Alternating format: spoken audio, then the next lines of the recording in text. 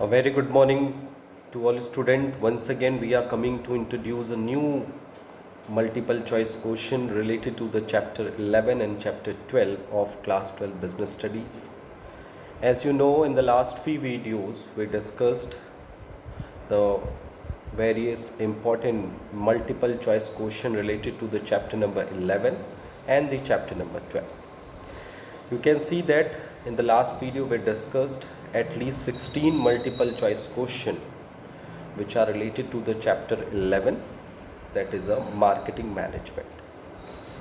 Today we will discuss a few multiple choice question which are related to the chapter number 11, that is a marketing management, and thereafter we discussed a 15 very important multiple choice question related to the chapter 12, that is a consumer protection. So without creating any delay, let's we move to the important multiple choice question related to the chapter number 11 and 12. So first of all, we will start from the question number 17, because we already discussed multiple choice question number from 1 to multiple choice question to question number 16 already in the last video, यानी पिछले video में हम लोगों ने 1 से लेके 16 multiple choice question discuss किया था चैप्टर नंबर 11 से, और अभी हम लोग चैप्टर नंबर 11 से कुछ और मल्टीपल चॉइस क्वेश्चन डिस्कस करेंगे, and thereafter we will move to the chapter number 12 and we will discuss few of the important multiple choice question related to the chapter 12. So the first multiple choice question of today's video is question number 17. The question number 17 says that personal selling creates effective demand which result in increase in income. With increase in income, there will be more product and services which in turn brings economic growth. This statement signifies the importance of personal selling too.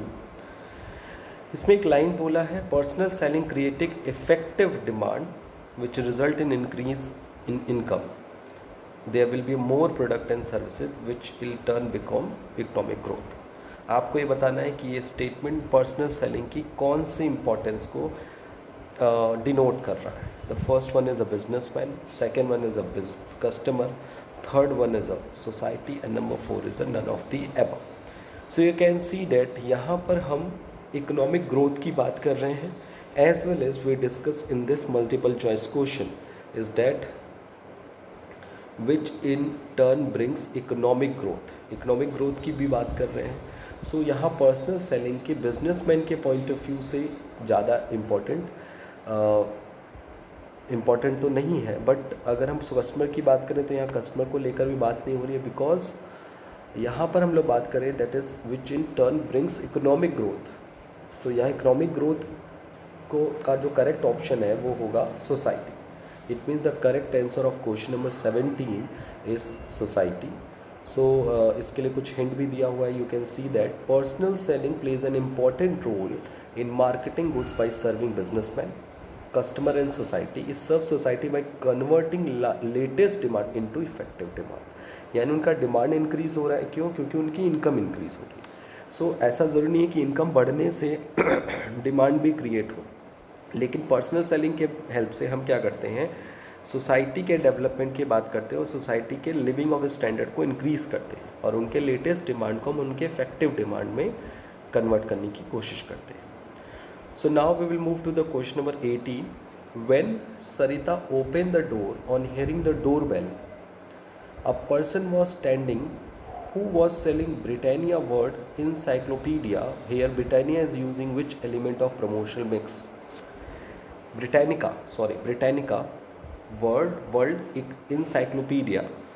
तो Britannica यहाँ पर किस element की बात कर रहा है, बहुत ही ध्यान से समझिएगा. सरिता ने डोरबेल की आवाज़ सुनी और पर्सन जो उसके सामने खड़ा था वो बेच रहा था, इंसाइक्लोपीडिया सेल कर रहा था. किस कंपनी का? ब्रिटानिका.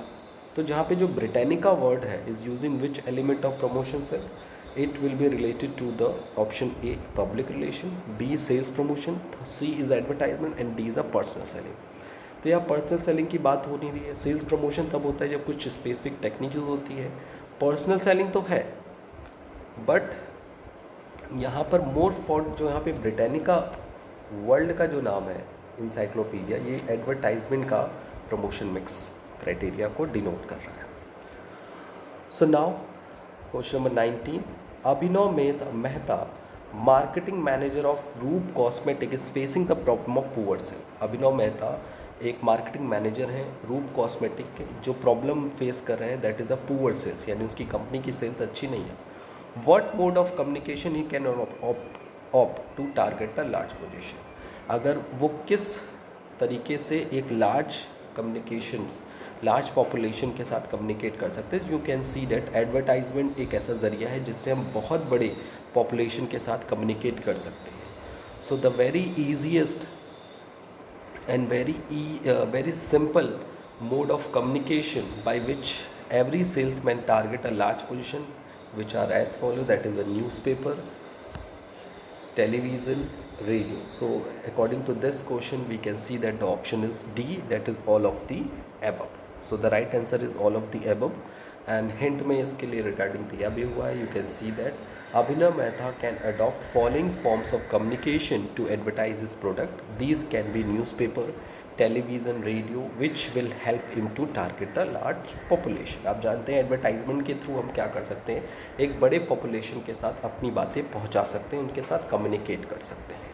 बट ये कम्युनिकेशन जनरली वन वे होता है, जैसा मैंने आपको लास्ट क्लास में इसके बारे में स्पेसिफिकली एक्सप्लेन करके बताया हुआ है। Now the question number 20, a mobile company offers a discount of ₹1000 to clear of inventory. Identify the method of sales promotion.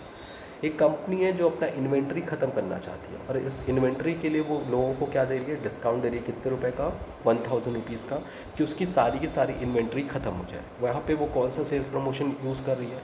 So you know where refund नहीं, रिबेट नहीं, मुझे नहीं लगता rebate, quantity discount no, discount yes, quantity gift नहीं है, discount is the right answer.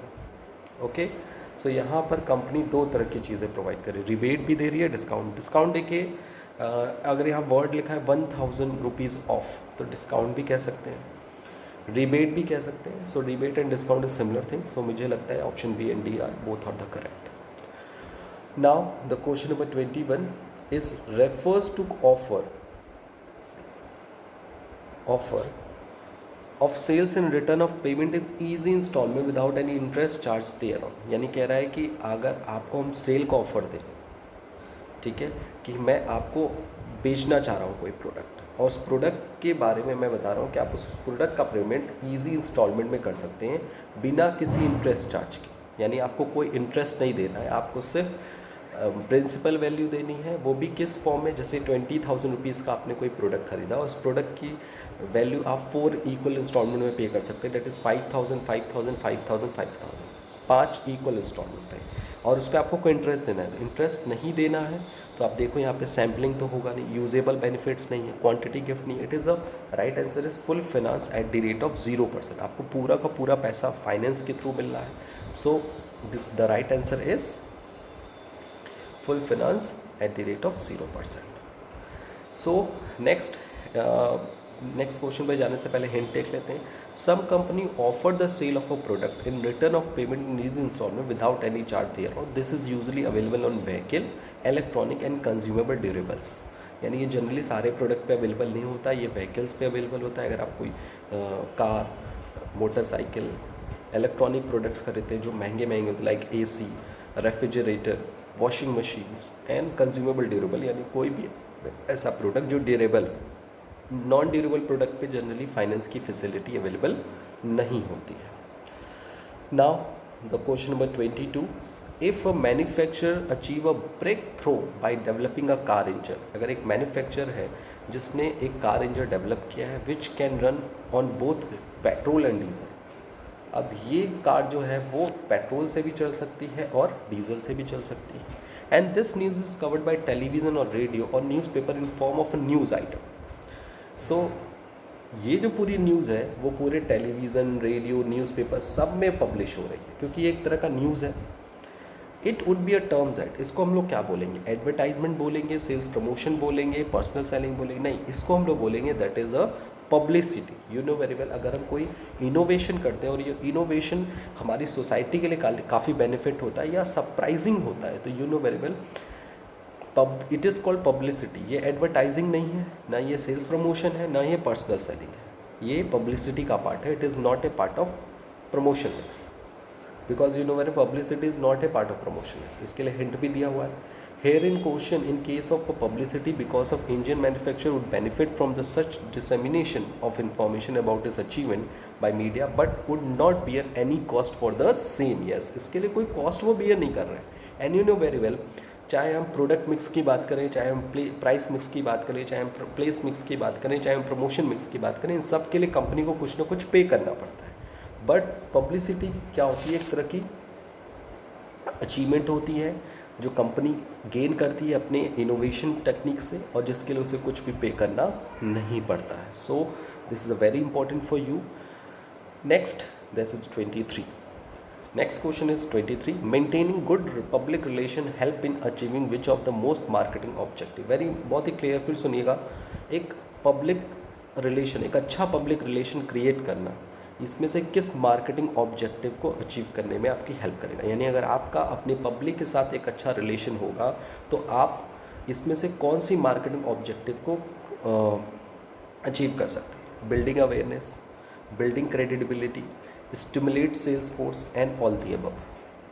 सोचिए, building awareness, yes, आपके product के बारे में लोगों के पास इंफॉर्मेशन जाएगी क्योंकि आपका एक अच्छा रिलेशन है लोगों के साथ। बिल्डिंग क्रेडिबिलिटी, आपकी मार्केट में क्रेडिबिलिटी इंक्रीज़ होगी, यानी आपकी गुडविल इंक्रीज़ होगी। स्टिमुलेट सेल्स फोर्स, आपका सेल्स जो है, सेल्स की जो क्वांटिटी है वो भी इंक्रीज़ होगी। So according to me that is the right answer is all of the above. Okay, so the right answer is of question number 23 is all of the above. Okay, so now we will move to the question number 24. The question number 24, a garment showroom wants to promote its sales. It has introduced a scheme of 50% plus 40% off. It is an example of which sales promotion techniques. यानी एक garment company है जिसने क्या किया, अपनी sales को promote करने के लिए, सेल्स को इंक्रीज़ करने के लिए उसने एक स्कीम लॉन्च की। वो स्कीम थी 50% प्लस 40% ऑफ। तो ये सेल्स प्रमोशन की कौन सी टेक्निक है। तो option R discount, option B is lucky draw, option C quantity gift, option D usable benefit. Think. Lucky draw नहीं, क्वांटिटी गिफ्ट, क्वांटिटी गिफ्ट क्या होता है, जब बहुत सारी चीज़ें। यूजेबल बेनिफिट्स भी नहीं है कि आपको उससे ज़्यादा कुछ बेनिफिट मिले। जैसे अगर आपने कोई प्रोडक्ट ख़रीदा और उस प्रोडक्ट पे आपको कोई अलग तरह का प्रोडक्ट भी मिल रहा है जिससे आप मल्टीपल बेनिफिट एंजॉय कर सकते हैं, ऐसा कुछ नहीं है। आप यहाँ डिस्काउंट बेयर कर रहे हैं बिकॉज ऑफ स्कीम में। आप you can see that specially write down 50% plus 40% of, यानी 50% तो पहले ऑफ था, अब 40% और एक्स्ट्रा आपको ऑफ मिलेगा। तो this is an example of discount. The next and last question of the chapter number 11, it is a department store is adopting a sales promotion technique in which scratch card are used. Name this technique. You know very well, आप कभी कभी कुछ product खरीदते हैं, उस product के साथ आपको स्क्रैच कार्ड मिलता है, आप इसको स्क्रैच करते हो, स्क्रैच में आपको कुछ भी रिवॉर्ड मिलता है। जैसे आप कैशबैक में भी देखते हो पेटीएम में कि आप कोई ट्रांजेक्शन के आपको स्क्रैच कार्ड मिला, आपने उसको स्क्रैच किया, कभी कभी लिखता है better than next time, unlucky, कभी कभी आपको ₹6 कैशबैक, ₹10 कैशबैक, ₹20 कैशबैक, तो आपको कैशबैक भी मिलता है। सो ये तो सेल्स प्रमोशन का टेक्निक है, ये प्रमोशन मिक्स का सेल्स प्रमोशन के क्राइटेरिया में आता है। बट इसमें कौन सा टेक्निक है सेल्स प्रमोशन का। रिफंड है, इंस्टेंट ड्रॉ है, असाइन गिफ्ट, क्वांटिटी गिफ्ट है कि यूजेबल बेनिफिट्स है। Yes right, it is an instant draw, मतलब आप तुरंत, लकी ड्रॉ नहीं है, इट इज़ इंस्टेंट ड्रॉ, यानी आपको तुरंत एक स्क्रैच कार्ड मिला, आपने उसको देखा, रिफंड तो मिल नहीं रहा है, क्वांटिटी गिफ्ट भी नहीं, यूजेबल बेनिफिट्स नहीं। सो you can see that we discussed a very important 25 multiple choice question related to the chapter number 11, that is a marketing. And now we will move to the chapter number 12 and we discuss the few important multiple choice question of chapter number 12, that is a consumer protection. So we start the questions one by one, and Now I want to request to all the student कि before starting this section of this video, please revise all the topics which are covered in the chapter number 12. तभी आपको multiple choice question बताने में एक तरह से entertainment भी लगेगा, आपको समझ में भी आएगा. बट अगर आप चैप्टर्स अच्छे से नहीं पढ़े होंगे तो आपको क्वेश्चंस की स्कीम नहीं पता होगी, उस क्वेश्चन की क्राइटेरिया नहीं पता होगी. So it is very important कि आप ये सेक्शन स्टार्ट करने से पहले आप पहले से कंज्यूमर प्रोटेक्शन के सारे टॉपिक्स को रिवाइज करें. So let's we move to the chapter number 12, the most important multiple choice question of this chapter. So the first multiple choice question of 1 marks, that is question number 1 of chapter number 12, is that which of the following is an association of trade and is engaged in the protection of consumer interest. यानी इसमें आपको बताना है कौन सा ऐसा और association है ट्रेड का जो कि कंज्यूमर इंटरेस्ट को प्रोटेक्ट करता है. Protection of the consumer interest. SEBI, no, SEBI is the security and exchange board of India, ये कंज्यूमर इंटरेस्ट को प्रोटेक्ट नहीं करता है. आरबीआई नहीं. सीआईआई एंड आईसीआईसीआई, आईसीआईसीआई तो बैंक है, तो right answer is consumer interest के लिए एक अलग से ऑर्गेनाइजेशन बनाएगी, that is a consume CII. Okay. Next is question number 2. Seller often adopt unfair trade practice to increase the sale of their product. Seller जो होते हैं जनरली अपने सेल्स को इंक्रीज़ करने के लिए वो जनरली अनफेयर ट्रेड प्रैक्टिसेस को अडॉप्ट करते हैं. Give few example of such practice adopted by the seller. आपको उसी से रिलेटेड कुछ एग्जांपल आपको 4 ऑप्शन में दिए हैं ताकि आप उनमें से आइडेंटिफाई करें कि इसमें से कौन सा ऑप्शन इज़ करेक्ट जो ये बताता है कि सेलर अपनी सेल्स को इंक्रीज़ करने के लिए अनफेयर ट्रेड प्रैक्टिस अडॉप्ट करते हैं. So the first one is a misleading advertisement, fake price stickers on the product, supply of cheap quality product, misleading advertisement. Yes, ये भी एक it is an example of the unfair trade practices. fake price sticker on product पे actual price उसकी कुछ रहती है लेकिन उस पर स्टिकर लगा के उसके प्राइस को इंक्रीज़ करके कहीं कहीं बेचना. Supply of cheap quality of product, आपको अच्छा क्वालिटी ऑफ गुड्स बता के चीप क्वालिटी ऑफ प्रोडक्ट को सेल करना. So right option is all the above. Seller generally used misleading advertisement, fake price stickers and supply of cheap quality of product to increase the sale of their product and their profits. And you can also learn and read the hint. With growing competition and in an attempt to increase the sales and market share, seller often increase in unscrupulous, exploitative and unfair trade practices like defective and unsafe product, adulteration, false and misleading advertising, hoardings and black marketing. Okay, now we will move to the question number 3 of chapter number 12, that is which of the following is a reason why a businessman should lay emphasis on the protection of consumer and their interest. आपको ये बताना है कि इसमें से कौन सा reason है जिसके कारण बिजनेसमैन के लिए कंज्यूमर के प्रोटेक्शन और उसके इंटरेस्ट का प्रोटेक्शन होना ज़रूरी है. यानी कंज्यूमर के इंटरेस्ट को प्रोटेक्ट करना और उनके इंटरेस्ट को प्रमोट करना दोनों ही ज़रूरी है. That option is, you know very well, that it is a topic of advantage of consumer protection from the business point of view, from long-term profit maximization, yes, for fulfilling social responsibility, yes, to avoid government intervention. So all the options are correct. So the correct option is all the above, because from the above reason consumer protection is very important from the businessman point of view. Next is question number 4 is Samay purchased a watch from a Titan gallery as a proof of purchase. What she should ask for? समय एक लड़की का नाम है जिसने कि उसने watch खरीदा टाइटन गैलरी से और परचेस के प्रूफ के लिए उसे क्या मांगना चाहिए? Invoice, cash memo, that is a invoice, cash memo, warranty card and none of these. तो समय ने टाइटन गैलरी से टाइटन की वॉच खरीदी, उसे प्रूफ परचेस के लिए क्या लेना चाहिए? मुझे तो लगता है वारंटी कार्ड भी तो लेना चाहिए, इनवॉइस और कैश मेमो। इनवॉइस तब हम लेते हैं जब क्रेडिट ट्रांजैक्शन होता है, तो यहाँ ऐसा कुछ लिखा नहीं है, तो हम लोग ये मान के चलेंगे उसने कैश देकर ही गुड्स खरीदा होगा, वॉच खरीदा होगा। So the right answer is cash memo. Hint में लिखा है it is a consumer responsibility to ask for a cash memo on purchasing of goods and service this would serve as a proof of purchasement. याद रखिएगा, cash memo हम इसलिए खरीदते हैं ताकि परचेस का एक प्रूफ होता है कि हमने किसी गुड्स को किस पर्टिकुलर सेलर से ख़रीदा है, ताकि in case of any kind of destructive material, in case of the warranty and guarantee of such product we can easily claim the warranty and guarantee on this product. The number 5th has very important question.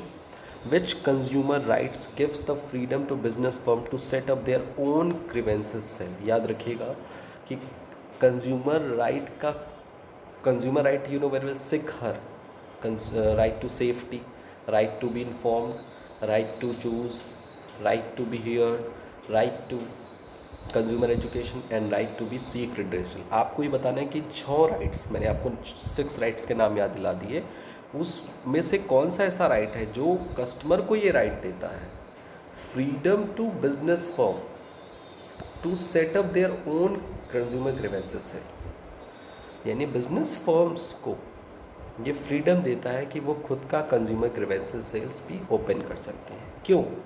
right to consumer education, right to choose, right to be heard, right to be informed.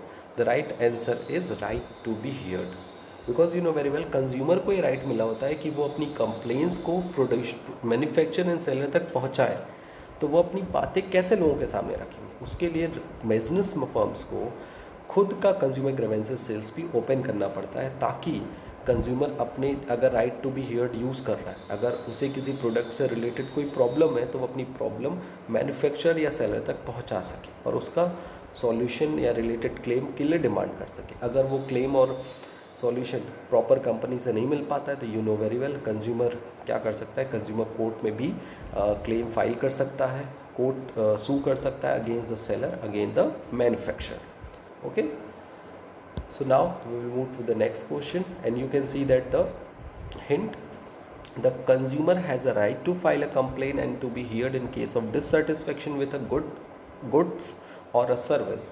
It is because of this reason many enlightened business firms have set their own consumer services and grievances cells. आप देखते होंगे, चाहे DGS service के case में हो, चाहे वो telecom services के केस में हो, चाहे वो आप किसी प्रोडक्ट से रिलेटेड भी आपको एक कंज्यूमर नंबर उसमें दिया होता है। If you have any kind of dissatisfaction regarding this product, तो you can call to the manufacturer office. As well as अगर आप टेलीविज़न में भी कोई सीरियल देखते हो, तो यू कैन सी दैट एक कंज्यूमर ग्रीवेंसेस के लिए इंफॉर्मेशन ब्रॉडकास्टिंग डिपार्टमेंट की तरफ से एक ऐड भी नीचे आता है, चलता रहता है। यू कैन सी दैट कि अगर आपको किसी प्रोग्राम से कोई भी शिकायत है या कोई भी प्रॉब्लम है, तो you can complain to them. So now we will move to the question number 6. To publish a magazine under the title of उपभोक्ता जागरण is example of which right of consumer? एक मैगज़ीन पब्लिश होती है, जिस उस magazine का जो title है वो है उपभोक्ता जागरण। ये उपभोक्ता को उनके राइट्स, उनकी रिस्पॉन्सिबिलिटी के बारे में बताने के लिए एक मैगज़ीन क्या होती है, पब्लिश होती है। अब आपको बताना है ये कंज्यूमर के किस राइट का एग्जांपल है। Right to be inform, no, वो तो प्रोडक्ट की इन्फॉर्मेशन। राइट टू सेफ्टी, नहीं। राइट टू बी हर्ड, नहीं। The right answer is right to consumer education. Consumer को एजुकेट करने के लिए, कंज्यूमर एजुकेशन का मतलब है कंज्यूमर को अपने राइट्स, रिस्पॉन्सिबिलिटी और डिफरेंट चेंजेस के बारे में इन्फॉर्मेशन होना चाहिए कि अगर उसे कोई dissatisfaction regarding the product and services, तो वो कहाँ जाएगा, कहाँ क्लेम करेगा, कहाँ कंपनसेशन डिमांड करेगा। He have a proper knowledge about this. So consumer have a proper knowledge and education about their claims and compensation. So it is very important to exercise their right, that is a right to consumer education. एक consumer को एक ये right है कि वो अपने products से related कोई भी प्रकार का या प्रोडक्ट से रिलेटेड अगर कोई इन्फॉर्मेशन चाहिए, तो वो अपना right to be information use कर सकता है। और अगर अगर उसे अपने राइट्स और रिस्पॉन्सिबिलिटी या लॉज में कोई चेंजेस हुआ है उसके बारे में कोई इन्फॉर्मेशन लेना चाहता है तो वो right to consumer education use कर सकता है। सो अगर कोई कंपनी या कोई भी ऑर्गेनाइजेशन उपभोक्ता जागरण नाम की मैगजीन पब्लिश करता है तो वो कहीं ना कहीं कंज्यूमर को एजुकेट करना चाहता है, कंज्यूमर को अवेयर करना चाहता है। Because you know very well according to consumer protection act we can focus the constitution, the act totally focus on the protection and promotion of the consumer interest as well as focus on the consumer education. Next one is a question number 7. So the question number 7, as you can see that according to the question number 7, which of the following is the relief available to the consumer under the Consumer Protection Act 1986? आपको ये बताना है कि according to consumer protection act के according इसमें से कौन सा रिलीफ कंज्यूमर को प्रोवाइड किया गया है। रिलीफ मीन्स कंज्यूमर को कौन से अगर वो कंज्यूमर प्रोटेक्शन एक्ट के अंडर में कभी कभी कंज्यूमर प्रोटेक्शन में कंज्यूमर फोरम में अपील करता है तो उसमें क्या क्या रिलीफ का कॉन्सेप्ट है। So the option is to remove the defect in goods or deficiency in service. Yes, it is a right. वो उसे जो भी गुड्स में डिफेक्शन है उसके कारण उस गुड्स को रिमूव किया जा सकता है। सर्विस में कोई डिफिशियंसी है तो उसको रिमूव किया जा सकता है। To replace the defective good with a new one free from any defect, किसी नए गुड्स के साथ पुराने गुड्स को रिप्लेस किया जा सकता है। ठीक है, और जो नया गुड्स हो वो किसी प्रकार का कोई डिफेक्टिव उसमें ना हो, ये भी रिलीफ मिल सकता है कंज्यूमर को। To refund the price paid for the product और the charge paid for the services, अगर उसने किसी गुड्स को या प्रोडक्ट को खरीदने के लिए जितना पैसा पे किया है तो उस पैसे का रिफंड में मिल सकता है या सर्विस के लिए जितना पैसा उसको चार्ज किया गया है वो भी रिफंड मिल सकता है। So according to this question we can see that all the option are correct. The following, इसके अलावा बहुत सारे रिलीफ्स हैं which can available to a consumer under the consumer protection act 1986। The next question is question number 8, a complaint can be filed against the seller, manufacturer और a dealer of a goods whose goods are in any manner. कह रहा है कि कोई भी seller के against अगर हम कोई कंप्लेंट फाइल करते हैं तो वो गुड्स किस मैनर का होना चाहिए, परफेक्ट, फ्लॉलेस और defective. So it is very easy question. अगर कोई गुड्स डिफेक्टिव है तभी तो जाकर हम कंप्लेन कर सकते हैं। Okay, so the right answer is C, कि अगर कोई भी बंदा किसी गुड्स से सेटिस्फाइड नहीं है, इसका मतलब है वो गुड्स डिफेक्टिव है। अगर वो गुड्स परफेक्ट होता तो इसका मतलब वो गुड्स को लेकर कोई कंप्लेन करता ही नहीं। So it is very important, it is very easy question. Okay, so the next question is question number 9, who among the following can be president of National Consumer Dispute Redressal Commission? It is a very easy question, you know very well. District forum के लिए president बनने के लिए क्या चाहिए, जज of a district court. State commission के president होने के लिए क्या चाहिए, जज ऑफ अ हाई कोर्ट। और अगर प्रेसिडेंट बनना है of the national consumer dispute redressal commission, it means अगर नेशनल कमीशन का प्रेसिडेंट बनना है तो उसके लिए क्वालिफिकेशन क्या होनी चाहिए, जज of a supreme court. So the right answer is जज of a supreme court. Okay, so अगर कोई भी पर्सन सुप्रीम कोर्ट का जज हो या जज रहा हो, so he can be president of a national consumer dispute redressal commission. So the next and last question of today video is that Mr. Surya has purchased a product and found it's defective. The seller denied taking its back. Mr. Surya can file complaint under the Consumer Protection Act 1986. Within how much time complaint can be filed from the date on which the cause of action has been arises? ये तो बहुत easy question है, you know very well कि easy question आपको लग रहा होगा। जैसे अगर किसी सूर्या ने कोई प्रोडक्ट खरीदा और उस प्रोडक्ट को डिफेक्टिव पा लिया और जब वो सेलर ने उस प्रोडक्ट को वापस लेने से भी मना कर दिया, सूर्या ने एक प्रोडक्ट खरीदा और प्रोडक्ट को रिटर्न करने गया तो सेलर ने उस प्रोडक्ट को लेने से मना कर दिया, अब mister Surya consumer protection act के अकॉर्डिंग कितने दिन में उस प्रोडक्ट को रिटर्न कर सकते हैं? How much time complaint can be file from the date on which the cause of action has arise, यानी जो ये प्रॉब्लम आ रही है उसकी कितने टाइम के अंदर वो जाकर कंज्यूमर प्रोटेक्शन एक्ट में केस दाखिल कर सकते हैं, केस कर सकते हैं। सो the right answer is with in 2 years, 2 साल में। ये याद रखिएगा, 2 साल में आप कंप्लेन फाइल कर सकते हैं। बट अगर डिस्ट्रिक्ट फोरम का कोई डिसीजन आता है तो 30 डेज़ के अंदर आप स्टेट कमीशन जा सकते हैं। स्टेट कमीशन का डिसीजन आता है तो आप 30 डेज़ में सेंट्रल कमीशन जा सकते हैं। So such kind of things is different from the complain, and if any person dissatisfied with the decision from the forum, so he can go to the upward forum within a 30 days। तो वो concept अलग है, concept अलग है। ये basic concept है कि अगर आपको कोई प्रोडक्ट आपने परचेस किया और उस प्रोडक्ट को लेकर आप सेटिस्फाइड नहीं है, वो डिफेक्टिव है, तो आपको 2 ईयर्स का टाइम मिलता है कि you can go to the consumer forum within a 2 years of the problem। So today we discussed few of the important multiple choice question related to the chapter number 11, as well as almost 10 multiple choice question of chapter number 12, that is the consumer protection। Hope we cleared all the doubts and we learned a new things from this video। आज के लिए इतना ही। Thank you, thanks a lot.